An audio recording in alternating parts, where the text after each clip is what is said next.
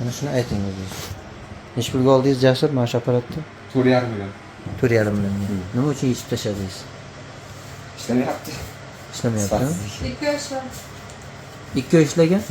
Ha. Xo'p, 4,5 millionga o'rnab 2 oy ishlatdi.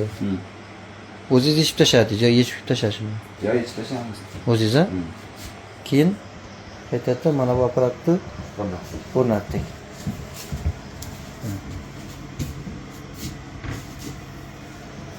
Boshiga aytadi-ku, boshiga tushmaganda qoshdan o'tma deb. O'sha 4,5 million apparatni olib, undan keyin mana Jasurbek qaytadan baribir ham bizni Avro kompaniyaga, chunki kompaniyani qaydan bildingiz?